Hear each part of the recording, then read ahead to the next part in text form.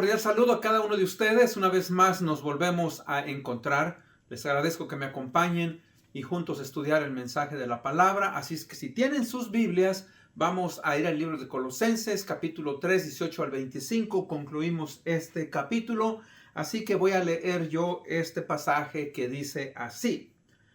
Casadas, estad sujetas a vuestros maridos como conviene en el Señor. Maridos, amad a vuestras mujeres y no seáis ásperos con ellas. Hijos, obedeced a vuestros padres en todo, porque esto agrada al Señor. Padres, no exasperéis a vuestros hijos para que no se desalienten. Siervos, obedeced en todo vuestros amos terrenales, no sirviendo al ojo como los que quieren agradar a los hombres, sino con corazón sincero, temiendo a Dios. Y todo lo que hagáis, hacedlo de corazón, como para el Señor y no para los hombres, sabiendo que del Señor recibiréis la recompensa de la herencia, porque a Cristo el Señor servís. Mas el que hace injusticia, recibirá injusticia que recibiere, porque no hay acepción de personas. Capítulo 4:1 dice, amos, haced lo que es justo y recto con vuestros siervos, sabiendo también que vosotros tenéis un amo en los cielos. Oremos. Padre, una vez más te damos las gracias, la honra y la gloria. Te agradecemos por el privilegio de poder estudiar una vez más tu palabra. En esta serie, Señor, que hemos estado estudiando, Padre, sabemos que el Señor Jesucristo, Padre, lo llena todo, Él es todo, y gracias por ese privilegio. Abre nuestra mente, nuestro entendimiento, para poder entender la importancia, Señor, de nuestro Señor Jesucristo en la familia. Señor, es algo importante y necesario en nuestros días y siempre lo ha sido. Esto lo pedimos en el bendito nombre de Cristo Jesús, nuestro Señor y Salvador. Amén. Bueno, como ustedes saben, hemos estado estudiando esta serie sobre el libro, ¿verdad?, de Colosenses, la suficiencia del cristiano en Cristo Jesús. El día de hoy vamos a estudiar la suficiencia del cristiano en Cristo Jesús para sus relaciones familiares. Hemos dicho que el apóstol Pablo escribe esta carta a la iglesia de Colosas porque tenían serios problemas, ellos doctrinales, se habían introducido ciertas enseñanzas que iban en contra de lo que la palabra enseña y obviamente ellos no tenían la Biblia como la tenemos hoy, pero Pablo les escribe esta carta a estos hermanos. Ahora, fíjese que vemos que el Espíritu Santo, hermanos, trabaja de una manera maravillosa. Y cuando digo una manera maravillosa, es porque primeramente lleva Pablo a los hermanos de la iglesia de Colosas y a nosotros y a los creyentes, ¿verdad?, a ver que el Señor Jesucristo es Dios, el Señor Jesucristo es Señor, el Señor Jesucristo fue tanto humano como divino, que en Él hay pues toda suficiencia. Y eso, ¿verdad?, después le hace un énfasis, una invitación a los hermanos a que ahora que han conocido la grandeza de Cristo Jesús y la suficiencia de Cristo Jesús en la vida del cristiano, primero, si ustedes recuerdan en el estudio anterior, les dice que se despojen, ¿verdad?, que se quiten la vieja vestimenta de aquellas cosas que obviamente van en contra de lo que la palabra de Dios enseña y que se vistan, ¿verdad?, de un nuevo hombre, una nueva mujer. Ahora hay que ser transformados, santificados. Y una vez que Pablo ha entrado a eso, ahora él está guiando a los hermanos a que trabajen en su familia. Por eso, fíjese que en Cristo Jesús hay suficiencia para todo. O sea, el cristiano, mis hermanos, que ha entendido que Cristo es Señor, que Cristo es Dios, va a poner a Cristo en su vida en todos los ámbitos y en este caso en las relaciones familiares. Este teólogo dice lo siguiente, que el final del siglo XX fue malo para la familia. Dice, todas las tendencias iban en dirección incorrecta y la ignorancia bíblica estaba llevando a la familia hacia la destrucción. Entraron el aborto, entraron el machismo, el feminismo, la revolución sexual, el posmodernismo y otras filosofías que han hecho mucho daño a la familia. Ahora, la pregunta que nosotros debemos de hacernos, la pregunta que se nos hace es, entonces, ¿cómo puede el cristiano, cómo puede la familia permanecer junta? Bueno, la familia, mis hermanos, va a permanecer junta si se mantiene en los principios de la palabra de Dios. Por eso entonces, primeramente pues, vamos a ver entonces que en la suficiencia de Cristo, los creyentes y sus relaciones, ¿verdad?, son importantes en la familia, tanto como los padres como los hijos. O sea, los creyentes y sus relaciones en su familia son importantes. Ahora, tenemos que definir. Ahora, la definición, hermanos, ha estado ahí por milenios. ¿Qué es la familia? La familia, mis hermanos, es la primera institución, organismo creado por Dios. O sea, Dios lo dio a la humanidad. Adán y Eva fueron la primera familia antes que el gobierno, antes, ¿verdad?, aún que la iglesia, antes que la nación de Israel. O sea, Adán y Eva formaron la familia. Ahora, Dios la diseñó con varios propósitos. Por compañía, dijo, ¿verdad? No es bueno que el hombre esté solo. Vio que Adán tenía necesidades. En este caso, tenía la necesidad de compañía, tenía la necesidad de tener una ayuda idónea, tenía la necesidad de reproducción. Todo eso lo hizo Dios para que ellos tuvieran unidad y para que ellos, como les dio ese orden, ¿verdad?, de que fueran y se procrearan y se extendieran en todo el mundo, perdón. Entonces, hermanos, ese es uno de los problemas que decía este teólogo. O sea, la familia ha sido golpeada. Por ejemplo, una de las definiciones que hoy se da de la familia es una relación entre dos personas. Bíblicamente es una relación entre un hombre y una mujer. Pero hoy, cuando se dice entre dos personas, pues fíjese que tenemos que tener cuidado. Como dije yo, como la familia fue instituida por Dios, entonces debe de ser tenida por gran estima. ¿Por qué? Porque la familia es la base de nuestra sociedad. La sociedad, las comunidades están formadas de muchas familias. Donde usted vive, puede llamarle colonias, puede llamarle comunidades, etcétera, y están formadas, ¿verdad?, por familias. Y ahora nosotros también como cristianos debemos de recordar que Dios nos ha dado principios en su palabra para poder ser guiados a través de estos principios. Su palabra, mis hermanos, nos ha sido dada y es lo que Pablo nos ha escrito aquí. Entonces, recuerde que esta institución fue establecida por Dios entre un hombre y una mujer. O sea, cada integrante tiene su propio papel o su propia función. Por ejemplo, el hombre, mis hermanos, es diferente en constitución física que la mujer y cada uno, ¿verdad?, fue hecho por Dios de acuerdo a su plan, a su sabiduría. El hombre, por ejemplo, es dado a proteger. Al hombre le gustan más los retos, le gusta salir del hogar. El hombre, ¿verdad?, es más rudo, tiene más fuerza, es líder por naturaleza. Mientras que la mujer es más dada a otras cosas, a estar en su casa, a las artes, es tierna. La mujer es más comprensiva, compasiva, le gusta, ¿verdad?, ser sensible.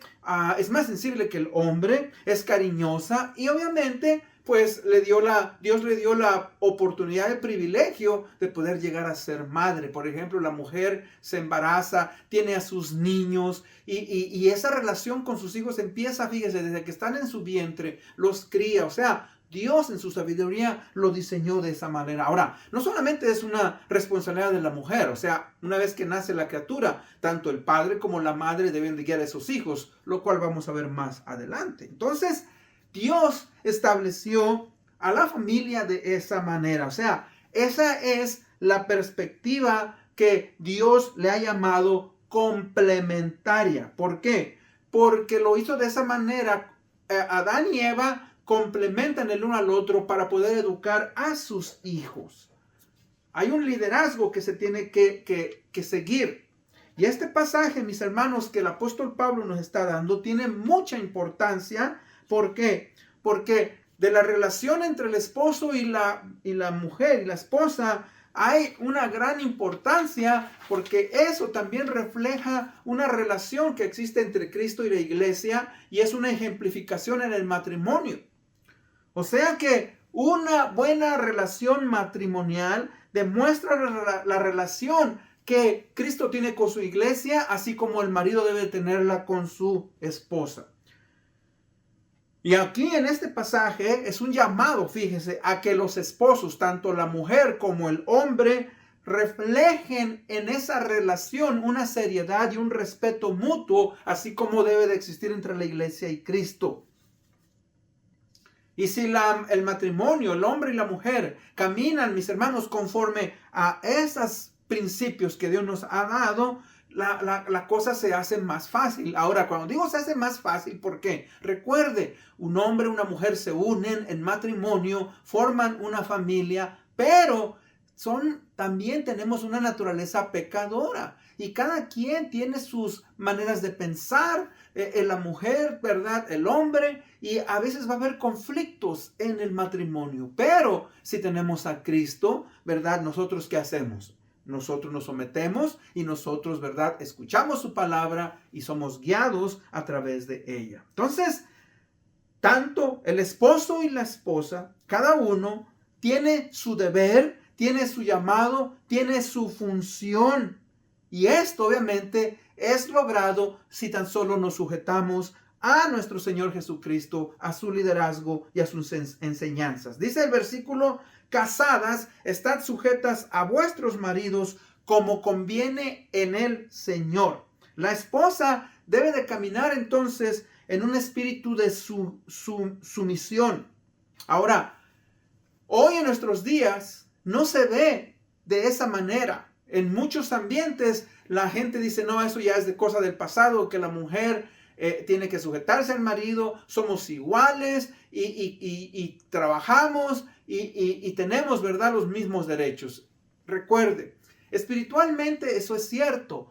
En Cristo Jesús somos una nueva creación, dice la palabra de Dios, ¿verdad? No hay esclavo, ya no hay judío, ya no hay esto, no hay hombre, no hay mujer. Está diciendo que obviamente, mis hermanos, ante Cristo Jesús, cuando estemos en el cielo, ya no hay esa diferencia. Pero mientras estamos aquí, en este mundo, va a haber, mis hermanos, la necesidad de quien sea líder, de quien guía, de quien marca el paso. Y Dios lo diseñó de esta manera, que el hombre sea líder. Por eso le dice a la mujer que esté sujeta a su marido. Ahora fíjese cómo el pasaje dice como conviene en el Señor. Porque cuando la mujer se sujeta a su esposo, mis hermanos, está llevando a cabo la voluntad de Dios. Es un mandamiento de Dios. Es algo que no debe de cuestionarse, y si se cuestiona hoy, no debe de ser cuestionado en la iglesia por los creyentes. Si es cuestionado, debe de ser cuestionado en el mundo. Sujétense a sus propios maridos como al Señor, dice Efesios 5:21. Aquí dice que la mujer se sujeta voluntariamente a su esposo, como se sujeta a Cristo Jesús. Ahora, si es cierto, ningún hombre, mis hermanos, debe de demandar sujeción de su esposa. ¿Por qué? Porque ella lo hace voluntariamente. Así como un individuo, sea hombre, sea mujer, se sujeta a Cristo voluntariamente, en este caso la mujer respeta a su marido. Y no solamente lo dice, fíjese, el apóstol Pablo, Pedro, en la primera carta de Pedro 3:1 dice: asimismo, vosotras mujeres, estad sujetas a vuestros maridos, para que también los que no creen a la palabra, sean ganados sin palabra por la conducta de sus esposas. O sea, fíjese que cuando una mujer está dispuesta a sujetarse a su esposo, no estamos diciendo, hermanos, por favor, amigo que me escucha, ¿verdad?, cosas que obviamente no tienen que ver. Por ejemplo, el hombre le dice, vete a dormir, vete. No estamos hablando de esas cosas. O sea, un hombre que le dice a la mujer, vete a dormir, o quiere, viste de esta manera, viste de aquella manera. Estamos hablando, mis hermanos, en cosas que obviamente son fundamentales. Que ella, por ejemplo, aprenda a respetar a su esposo para ser de ejemplo a sus hijos, para ser de ejemplo a otros, a la comunidad. La sujeción, mis hermanos, es también el orden de Dios. ¿Para quién? para la familia, y no solamente para la familia, fíjese, sino para otras entidades. Por ejemplo, tenemos el gobierno, tenemos el trabajo, tenemos la escuela, tenemos la iglesia, tenemos muchos lugares en donde nosotros, ¿verdad?, participamos y tenemos que sujetarnos. Por ejemplo, al gobierno, las autoridades, como los policías, y otras entidades, pues nos dan, ¿verdad?, a ciertas órdenes, y nosotros debemos de cumplirlas. Debemos ser buenos ciudadanos, debemos de pagar nuestros impuestos, debemos de, ¿verdad?, limpiar nuestras calles, y debemos de hacer cosas que van de acuerdo para poder vivir bien. Pero fíjese, hay una autoridad. Lo mismo en el trabajo, tenemos un jefe, lo mismo en la escuela, en la iglesia. O sea, la autoridad es necesaria en este mundo.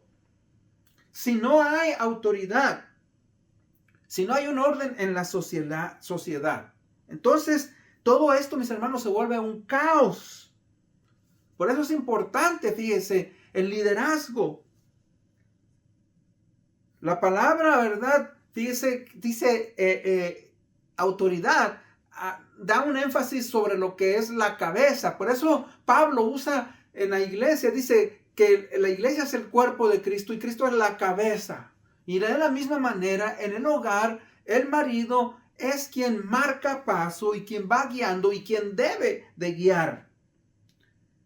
Fíjese que ni el hombre ni la mujer son superiores el uno del otro. Los hombres, como dije anteriormente, y las mujeres son iguales ante los ojos de Dios, pero Cristo ha instituido esa autoridad por causa de este mundo, porque vivimos en un mundo imperfecto. Cuando estemos con Cristo, allá también nos vamos a sujetar, pero ya no vamos a tener esa naturaleza pecadora. O sea que es importante en esa relación matrimonial. ¿Por qué? Porque fíjese que tampoco el hombre es independiente. El hombre no es el mandamás. El hombre no es el macho.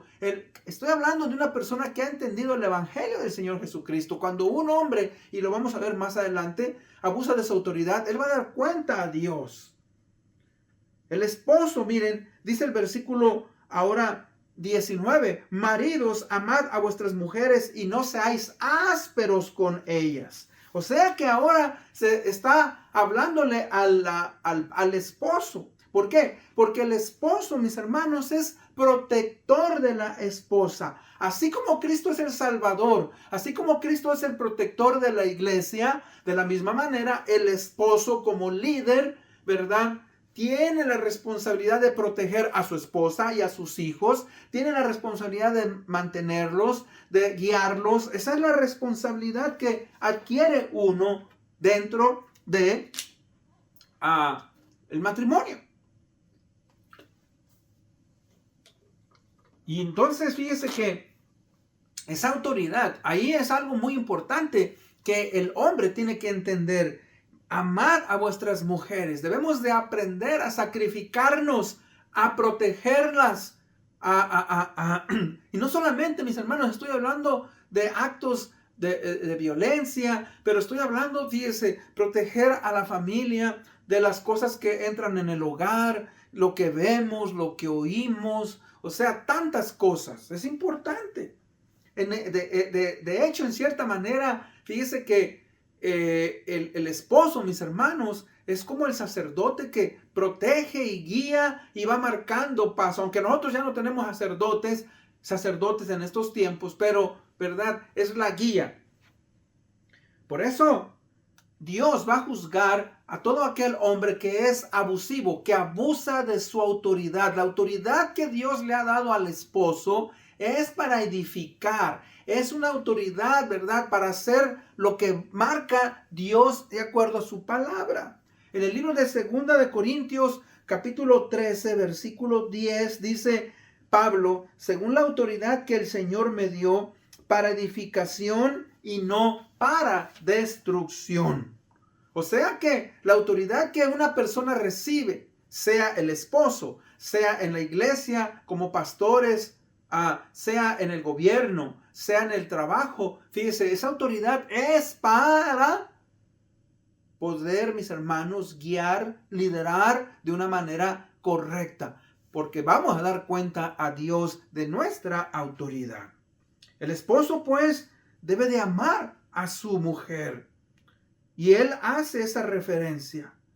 En el libro de Efesios, igualmente le escribió a los Efesios: esposos, amen a sus esposas, así como Cristo amó a la iglesia y se entregó a sí mismo por ella para hacerla santa. Él la purificó lavándola con agua mediante la palabra, para presentársela a sí mismo como una iglesia radiante, sin mancha ni arruga ni ninguna otra imperfección, sino santa e intachable. Nueva versión internacional, Efesios 5, 25 al 27. Entonces, por eso, mis hermanos, cuando dije yo al principio, es una relación complementaria. ¿Por qué? Porque los dos van a trabajar juntos. La mujer aprende a apoyar a su esposo. La mujer, ¿verdad?, cuando ve que su esposo falla, le habla con respeto y le dice: mira, esto estás haciendo mal. Y el esposo tiene que aprender, ¿verdad?, a sacrificarse por su esposa, por sus hijos. Aprender a amar a su esposa y mostrarle, ¿verdad?,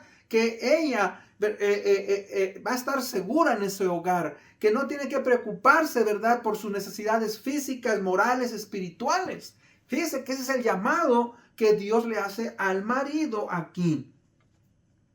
Ahora, en segundo, también vemos, mis hermanos, la importancia de la sujeción de los hijos. Dice el versículo 20: hijos, obedeced a vuestros padres en todo, porque esto agrada al Señor.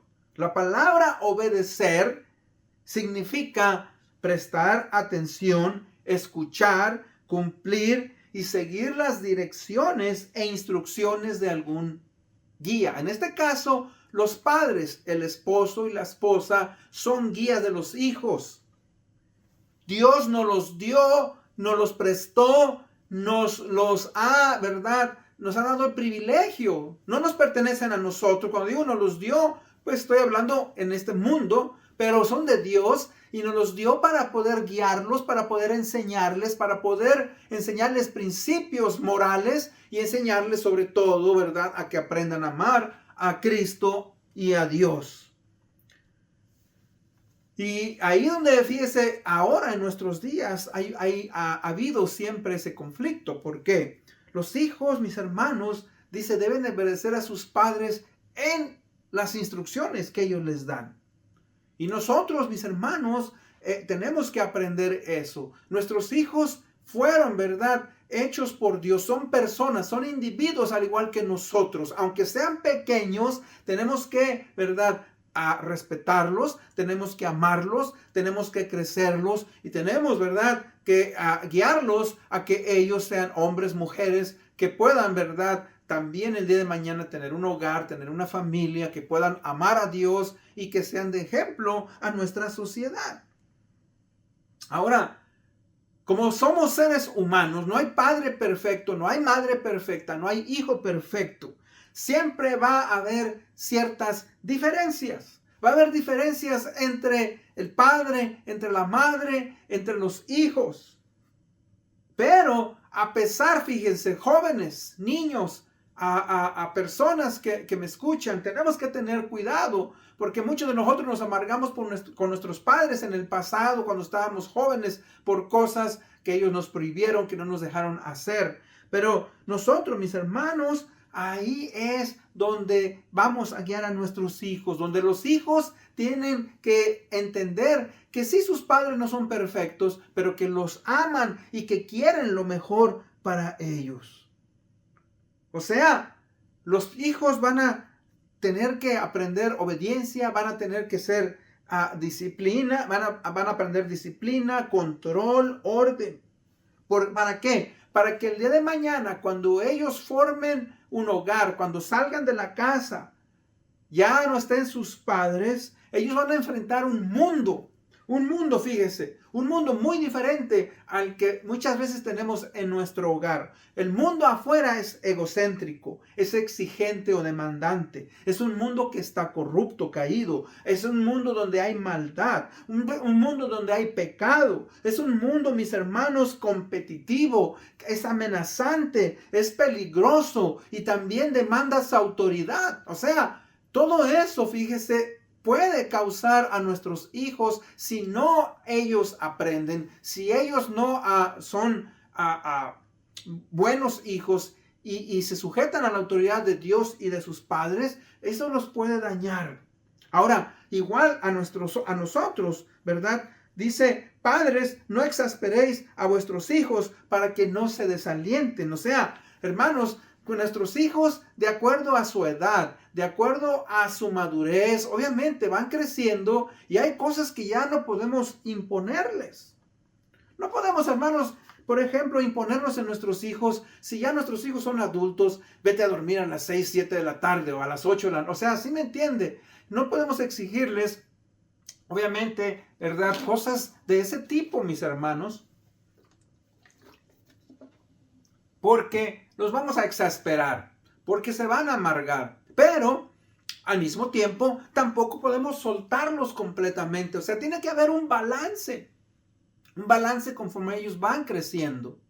Enseñarles los principios de la palabra de Dios para que ellos puedan comprobar, para que ellos puedan, ¿verdad?, darse cuenta que sus padres los aman y que estamos buscando, ¿verdad?, que ellos obviamente sean, ¿verdad?, personas de respeto, sean personas que van a traer, ¿verdad?, a progreso a la comunidad y sobre todo que van a honrar al Señor Jesucristo.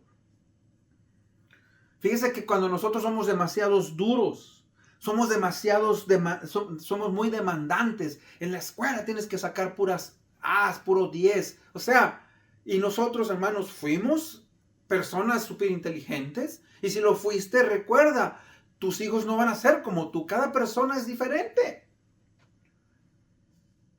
Fíjese que a veces nosotros guardamos ciertos recelos contra los hijos. Y a veces también mostramos ira con nuestros hijos y ellos se dan cuenta. Y todo eso, mis hermanos, lo que Pablo nos está diciendo es que en la familia de Dios, que nosotros como familia debemos de cuidarnos. Por eso el padre, la madre, los hijos, ¿verdad? Cuando nos relacionamos, aprendemos a hablar, aprendemos a dar consejos, aprendemos, ¿verdad?, a guiar a los hijos. Y luego, en tercero, dice, siervos, obedeced todos vuestros amos terrenales, no sirviendo al ojo. O sea, no solo cuando los están mirando, como los que quieren agradar a los hombres, sino de un corazón sincero.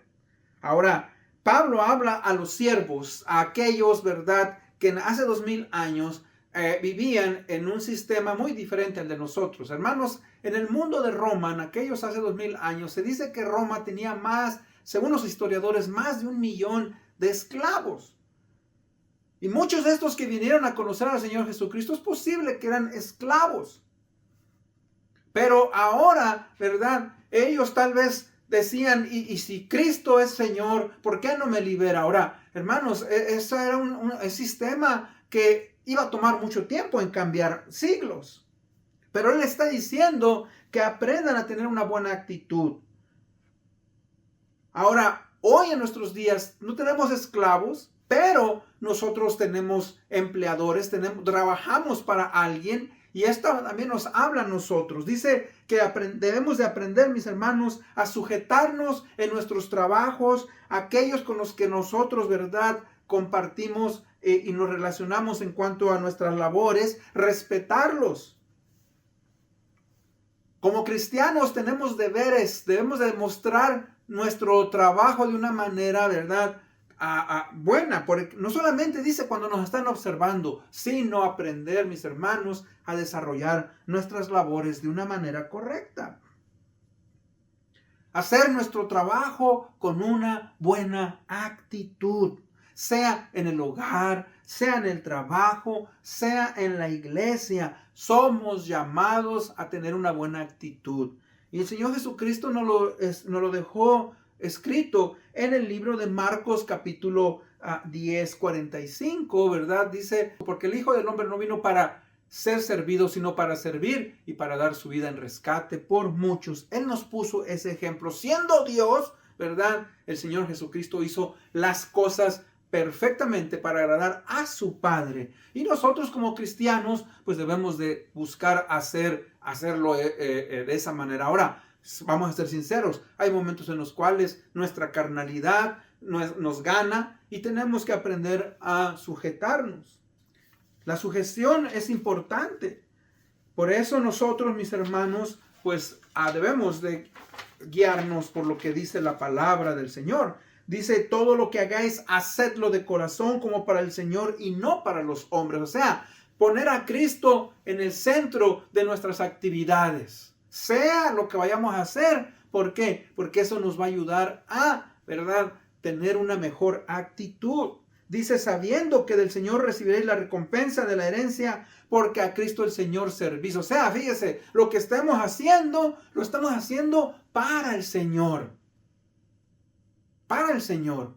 Y si tenemos mala actitud, pues en cierta manera tenemos mala actitud para con el Señor. Así es que debemos de cambiar esa manera de pensar. Porque fíjese lo que dice el versículo 25. Dice, mas el que hace injusticia recibirá la injusticia que hiciere, porque no hay excepción de personas. O sea, fíjese, no está diciendo, bueno, como ustedes son cristianos, no importa de la manera que ustedes reaccionen. No, Señor, nos está diciendo, debemos de tener buena actitud. ¿Por qué? Porque dice, el que obra de una mala manera, tristemente, ¿verdad?, recibe, ¿qué?, las consecuencias. Si hacemos las cosas bien, vamos a recibir buenas consecuencias. Por eso nos dice, ¿verdad?, que debemos de hacerlo de una manera correcta. Hermanos, en conclusión, este gran autor, Arthur W. Pink, escribió lo siguiente. Dice, el creyente no se pertenece a sí mismo, sino que fue comprado con un precio. Su propósito ahora es el de glorificar a Dios en cada relación de su vida, sea esposo, sea esposa, sea hijo. No importa qué posición ocupe o en qué lugar se encuentre, en donde estemos trabajando, en donde estemos, ¿verdad?, haciendo las cosas. Dice, ha de servir como testigo de Cristo, además de la iglesia de Dios. Su propio hogar ha de ser la esfera en la que se manifiesta la máxima devoción hacia Él. Todos los elementos deben de llevar el sello de su llamamiento celestial.